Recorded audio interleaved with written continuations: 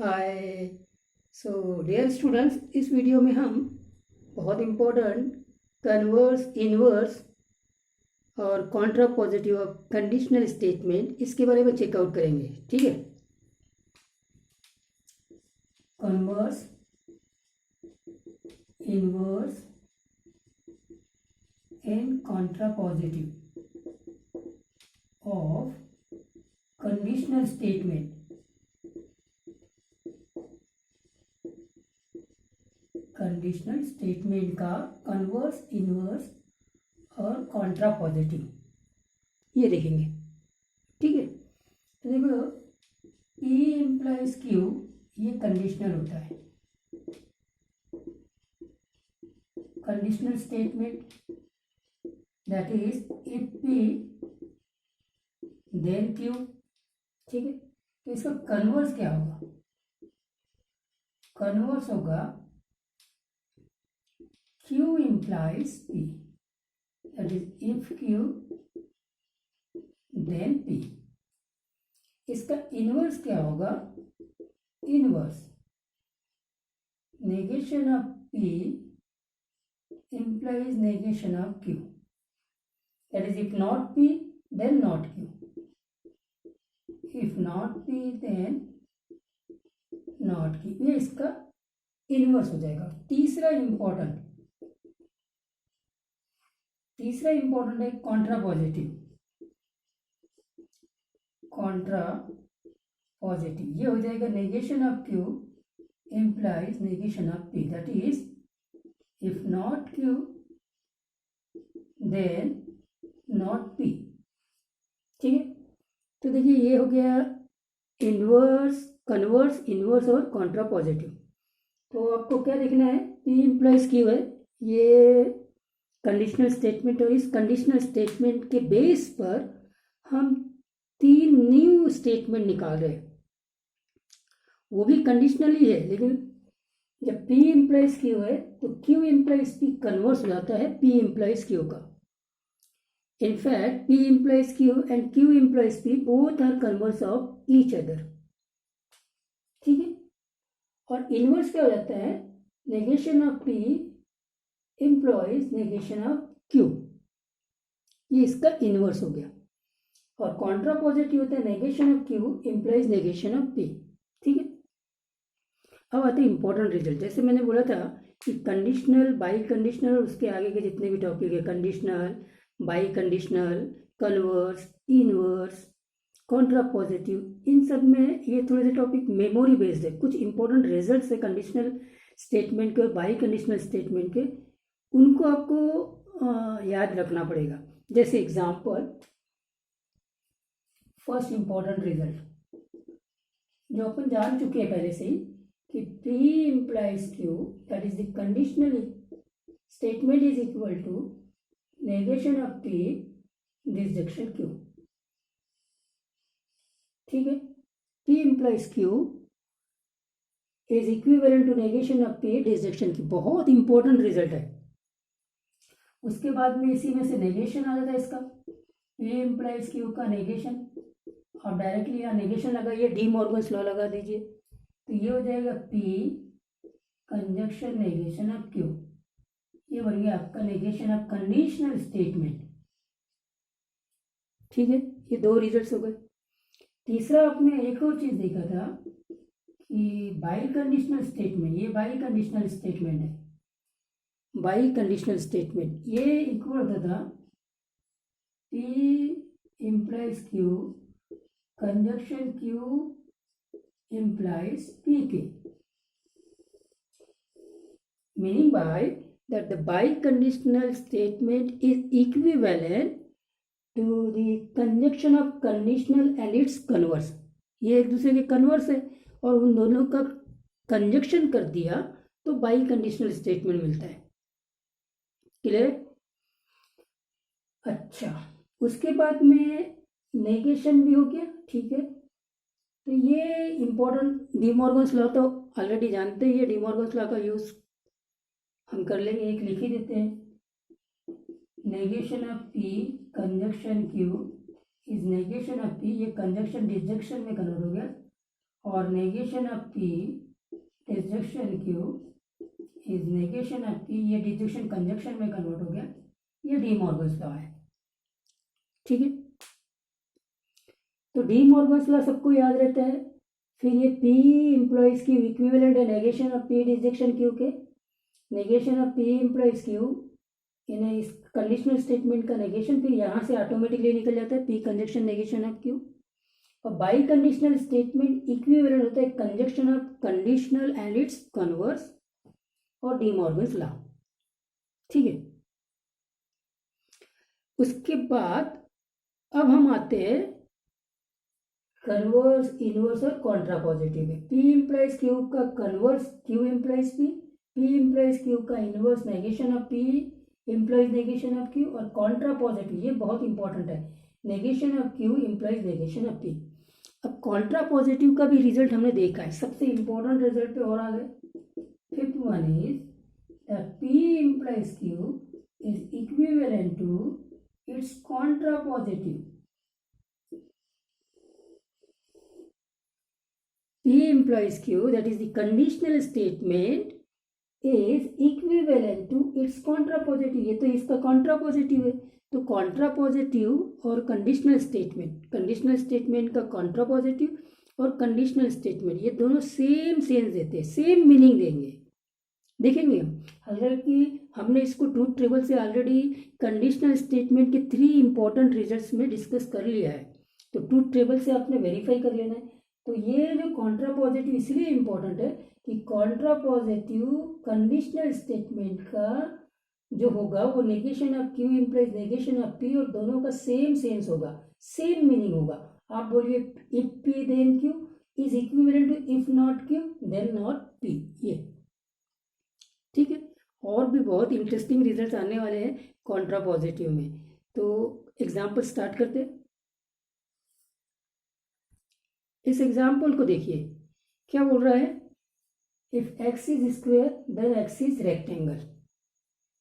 तो ये तो कंडीशनल स्टेटमेंट है, कंडीशनल स्टेटमेंट में पी क्या होगा, पी होगा इफ यहां लगा हुआ है तो एक्स इज स्क्वायर, ठीक है, तो क्यू क्या हो जाएगा, एक्स इज रेक्टेंगल, ठीक है। इसीलिए ये पूरा पी इम्प्लाइज क्यू है। पी इम्प्लाइज क्या है, if X is square then X is rectangle, ये कंडीशनल स्टेटमेंट है। अब इसका मेरे को कन्वर्स निकालना है। पहला कन्वर्स, कन्वर्स क्या हो जाएगा, Q implies P, that is if X is rectangle then X is square, मतलब इफ यहां आ गया देन यहां आ गया, ठीक है, ये हो गया कन्वर्स। ठीक, सेकंड पे आते हैं इनवर्स। इनवर्स हो जाएगा negation of P implies negation of Q, ये इसका इनवर्स हो जाता है, that is if X is not, if तो लगना ही है क्योंकि कंडीशनल स्टेटमेंट है, लेकिन नेगेशन ऑफ पी है, पी एक्स इज स्क्वायर है, so if X is not square then X is not rectangle, X is not square then X is not rectangle, correct है। और इंपॉर्टेंट पे आ गए contrapositive. अब देखना ये इंपॉर्टेंट, कॉन्ट्रापॉजिटिव क्या होता है, negation of Q implies negation of P. अब नेगेशन ऑफ पी कंडीशनल है तो इफ लगेगा, इफ एक्स इज नॉट लगना है, नेगेशन है, क्यू में क्या था रेक्टेंगल, तो X is not rectangle then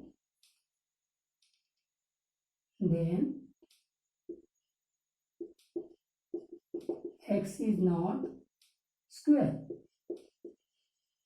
ये हो गया। देन मतलब THEN, ठीक है। So if X is not rectangle then X is not square, fine. अब आपको मैंने जैसे अभी बताया था कि P इम्प्लाइज क्यू इसका contrapositive negation of Q implies negation of P, और ये दोनों सेम मीनिंग देते हैं, सेम मीनिंग देते हैं। देख लीजिए, पी इम्प्लाइज क्यू है, if X is square then X is rectangle, और इसका कॉन्ट्रा पॉजिटिव है, if X is not rectangle then X is not square. Meaning तो वही है, if X is not rectangle then X is not square. अगर X rectangle नहीं है तो वो स्क्वायर नहीं होगा, मतलब एक्स अगर स्क्वायर होगा तो वो रेक्टेंगल होगा। दोनों का सेम मीनिंग आता है, सेम सेंस आता है। ट्रूथ टेबल से आप इनको वेरीफाई कर लेते हैं। चलिए ट्रूथ टेबल भी बना लेते हैं, लास्ट प्रॉब्लम में हमने किया था लेकिन यहाँ पे भी बना लेते हैं। तो ट्रूथ टेबल बना लेते हैं और दोनों को वेरीफाई कर लेते हैं सेम है कि नहीं है। तो देखो पी आएगा, क्यू आएगा, नेगेशन ऑफ पी आएगा, नेगेशन ऑफ क्यू आएगा, पी इम्प्लाइज क्यू आएगा, negation of Q implies negation of P आएगा। इतने तो कॉलम बन गए, ठीक है। तो ये हो जाएगा टी, ये टी, ये एफ और ये एफ, ये हो जाएगा टी, ये एफ, ये टी और ये एफ, ये एफ, एफ, टी, टी, और नेगेशन ऑफ क्यू क्या हो जाएगा, एफ, टी, एफ, टी। और अब आते पी इम्प्लाइज क्यू पे। तो पी इम्प्लाइज क्यू ये क्या बनेगा, इम्प्लाइज का रूल, ये एफ होना चाहिए, ये टी होना चाहिए, ठीक है, तब ये एफ होता है, अदरवाइज ये टी होता है। अब आते हैं नेगेशन ऑफ क्यू। पहले नेगेशन ऑफ टी, क्यू को टी देखिए, टी यहाँ, ये एफ होना चाहिए, तब ये एफ होगा, ठीक है। तो इसको टी यहाँ देखिए, ये टी है लेकिन ये एफ नहीं है, तो इसका मतलब बाकी टी होगा, ठीक है। अब आप देखिए ये वाली ट्रूथ वैल्यू और ये वाली ट्रूथ वैल्यू दोनों आइडेंटिकल है, दोनों आइडेंटिकल है। इसका मतलब पी इम्प्लाइज क्यू इक्विवेलेंट है negation of Q implies negation of P. तो कंडीशनल स्टेटमेंट इक्विवेलेंट होता है इसके कॉन्ट्रा पॉजिटिव के। तो ये जो रिजल्ट्स हमने देखे ना 5 to 6 रिजल्ट्स हमने इंक्लूडिंग डी मॉर्गन्स ला, ये बहुत इंपॉर्टेंट रिजल्ट्स है। अगर ये रिजल्ट्स आपको मालूम है तो आप कोई भी प्रॉब्लम को आसानी से सॉल्व कर सकते हैं। तो अब क्या हो जाएगा, हमने तो एक साथ कन्वर्स, इन्वर्स और कॉन्ट्रा पॉजिटिव के बारे में डिस्कस किया। क्वेश्चन जो दिया रहेगा उसमें या तो कॉन्ट्रा पॉजिटिव निकालो बोलेगा, या कन्वर्स निकालो बोलेगा, या तो इन्वर्स निकालो बोलेगा। तो अब मैं बहुत इंपॉर्टेंट प्रॉब्लम पे आ रहा हूँ, बहुत ही ज़्यादा इंपॉर्टेंट प्रॉब्लम पे। चलिए इस इंपॉर्टेंट प्रॉब्लम्स को देखते हैं। बहुत सारे रिजल्ट्स आपको मालूम होने चाहिए, अगर वो बाई हार्ट है वो रिजल्ट्स, तो आपको ये प्रॉब्लम आसानी से मिलेगी। और बहुत इंटरेस्टिंग चीज, contrapositive of P implies bracket Q implies R is, option A P implies Q implies R. अरे ये जो क्वेश्चन है P implies Q implies R, उसका कॉन्ट्रा पॉजिटिव वही स्टेटमेंट दिखा रहा है, बड़ा इंटरेस्टिंग है। देखते हैं यहाँ पे जो Q implies R implies negation of P है, यहाँ P disjunction Q implies R है, यहाँ Q implies R implies P है। तो बहुत इंटरेस्टिंग क्वेश्चन है ये, और इसमें बहुत कन्फ्यूजन होता है स्टूडेंट्स को। तो पहले आपको रिजल्ट सब मालूम होना चाहिए तो ये बन जाएगा। तो पहले आते हैं हम कॉन्ट्रा पॉजिटिव और पी इम्प्लाइज क्यू इम्प्लाइज, ये क्या हो जाएगा। अब आपको रिजल्ट मालूम हो कि कॉन्ट्रा पॉजिटिव, पहला result Contra positive of P implies Q is negation of Q implies negation of P, ये होता है कॉन्ट्रा पॉजिटिव, ये मालूम है। चलिए अप्लाई कर लेते हैं।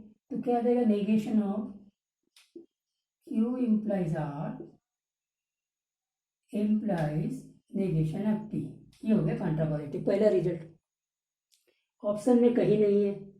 अब क्या करते हैं दूसरा, ये दूसरा देखने से पता चलता है negation of Q implies R बात कर रहा है।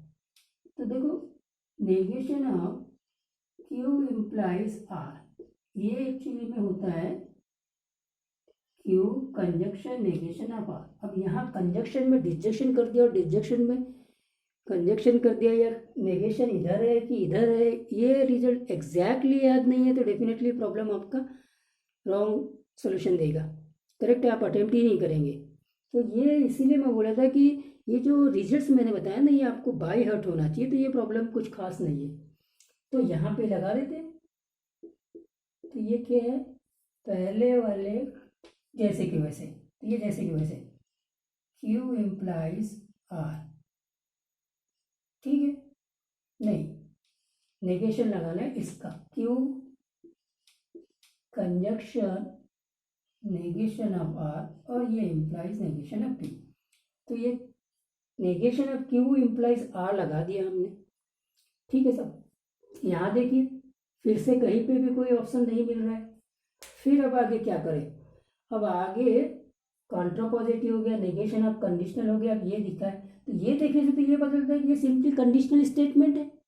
तो कंडीशनल स्टेटमेंट का भी तो इक्विवेलेंट रिजल्ट मालूम है कि P इम्प्लाइज Q इक्विवेलेंट होता है negation of P disjunction Q, ठीक है कि नहीं, जिसका हमने यहाँ नेगेशन लगाया था, करेक्ट है। तो negation of P disjunction Q, इसको रूल को अप्लाई कर सकते, बस यही एक रूल बचा है, क्योंकि ये अभी तक ऑप्शन आ रहा नहीं है और ये एक कंडीशनल स्टेटमेंट, और कंडीशनल स्टेटमेंट इसके इक्विवेलेंट होता है। So let's try that. तो ये नेगेशन में आ गया, Q conjunction negation of R, और फिर आ जाएगा डिसजंक्शन नेगेशन ऑफ P। ये अप्लाई कर दिया कंडीशनल स्टेटमेंट का जो इक्विवेलेंट फॉर्म है कि P implies Q is equivalent to negation of P disjunction Q, ठीक है सर। अब तो डी मॉर्गन्स लॉ लगा लेंगे। डी मॉर्गन्स लॉ क्या हो जाएगा, नेगेशन ऑफ Q कंजक्शन बन गया डिसजंक्शन, नेगेशन का नेगेशन R, फिर डिसजंक्शन नेगेशन ऑफ P। अब देखो ये एक्चुअली में एसोसिएटिव लॉ है डिसजंक्शन में। डिसजंक्शन को अगर मैं यूनियन ऑफ सेट ऑपरेशन से बात करूँ तो एसोसिएटिव लॉ है, ठीक है, ठीक है साहब। लेकिन फिर से मुझे ये रिजल्ट नहीं दिख रहा है, लेकिन ये दो चीज दिख रही है, negation of Q disjunction R, ये कहीं इक्वल होता है इस प्रकार का, negation of Q disjunction R। फिर से इसको मैं, अब आ रहे हैं हम फिर से कंडीशनल स्टेटमेंट में, तो ये इक्विवेलेंट हो जाएगा कि Q इम्प्लाइज R, ये हो गया Q implies R negation of P, ये हो गया। इसको हमने लिख दिया, वापस से उसी चीज़ को यूज़ किया है, क्योंकि जिस प्रकार से ऑप्शन दिए हुए हमको वापस से कंडीशनल स्टेटमेंट लेके आना है, ठीक है सर। अच्छा अब थोड़ा सा क्या करते हैं, इसको हम रीअरेंज करके negation of P disjunction Q implies R, ये तो लिखा जा सकता है कम्यूटेटिव लॉ, ठीक है। वहाँ एसोसिएटिव लॉ भी हम यहाँ यूज़ करके उसको रीअरेंज कर सकते थे, लेकिन यहाँ पे हम कम्यूटेटिव लॉ लिख दिया। डिसजंक्शन एक यूनियन ऑपरेशन है, तो A union B equal to B union A भी बोल सकते हैं, करेक्ट है कि नहीं, ठीक है सर। अब फिर से यहाँ पर नेगेशन ऑफ P डिसजंक्शन ये है, तो यहाँ पे फिर से वही रूल लगेगा। ये रूल बहुत इंपॉर्टेंट है, इसके पहले मैंने बता चुका हूँ लास्ट 2 या 3rd वीडियो में, जब मैं कंडीशनल स्टेटमेंट पढ़ा रहा था उस टाइम पे बोला था कि ये 3 इंपॉर्टेंट रिजल्ट्स है, इसमें ये रिजल्ट बहुत ही इंपॉर्टेंट है, तो वापस इसको हम यूज़ कर सकते हैं। नेगेशन ऑफ P डिसजंक्शन है, इसका मतलब ये कंडीशनल स्टेटमेंट होगा, P इम्प्लाइज, ये पूरा जैसे कि वैसे रहता है Q, Q इम्प्लाइज R, और ये ऑप्शन में दिख रहा है, ऑप्शन ए। अब बहुत इंटरेस्टिंग रिजल्ट आ गया, और वो इंटरेस्टिंग रिजल्ट क्या है कि इसका जो कॉन्ट्रा पॉजिटिव है वो खुद है। So the Contra positive of P implies Q implies R is nothing but the statement itself, that is the P implies Q implies R। बड़ा इंटरेस्टिंग, हम होप भी नहीं कर सकते कि ऐसा कोई स्टेटमेंट भी है जिसका कॉन्ट्रा पॉजिटिव वो खुद स्टेटमेंट ही है। Got the point, because of that this question is very important. तो इसमें जो जो अपने रिजल्ट यूज़ किए हैं ना, उन रिजल्ट्स को चेकआउट करिए, वो रिजल्ट बाय हार्ट होना चाहिए, और मैंने सारे रिजल्ट बता दिए, उनके बेस पे इस क्वेश्चन को बहुत आप आसानी से बना सकते हैं। आई होप दैट प्रॉब्लम बहुत अच्छा लगा होगा, ठीक है। और ये पूरा कन्वर्स, इन्वर्स और कॉन्ट्रा पॉजिटिव, इसको आपने समझ लिया। फिर जो रिजल्ट्स मैंने बताए थे वो सारे रिजल्ट्स को देख लिया, और उनको कैसे अप्लाई करना है उसको भी हमने देख लिया। और ये बहुत इंटरेस्टिंग क्वेश्चंस है कि इस पर्टिकुलर स्टेटमेंट का तो कॉन्ट्रा पॉजिटिव ये खुद ही है। ठीक है, थैंक यू।